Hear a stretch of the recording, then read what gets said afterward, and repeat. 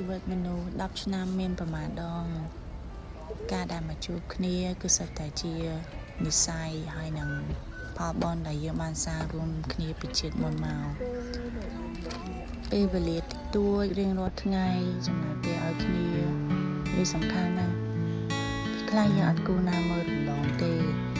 ដោយសារតែចំណុចតិចតួចពេលខ្លះអាចធ្វើឲ្យស្នេហារបស់យើងវាខ្វះភាពផ្អែមល្ហែមដូចជាយើងចម្អិនម្ហូបមួយមុខអញ្ចឹងបើយើងរំលងជាមួយនឹងគ្រឿងផ្សំទូនឹងវាធ្វើឲ្យប៉ះពាល់ដល់រសជាតិម្ហូបទាំងមូលជីវិតដៃគូក៏ដូចគ្នា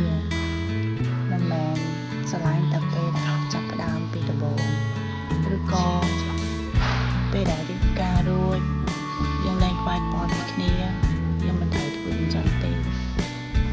យល់ថាមនុស្សម្នាក់មានពេលវេលាដែលរវល់គ្រប់គ្នាក៏ប៉ុន្តែការឆ្លៀតពេលឲ្យគ្នាបន្តិចបន្តួចហ្នឹងគឺជាចំណុចពិសេសដែលយើងគួរតែបន្ថែមនៅក្នុងជីវិតដៃគូរបស់យើងអញ្ចឹងអ្នកទាំងអស់គ្នាយើងបង្ហាញវីដេអូនេះគ្រាន់តែចង់និយាយត្រឡប់មកវិញថារាល់ទង្វើទាំងអស់ភាពផ្អែមល្ហែមថ្ងៃដំបូងយើងចាប់ផ្ដើមធ្វើមកជាមួយដៃគូយើងយកពេលវេលារំលឹកវាឡើងវិញ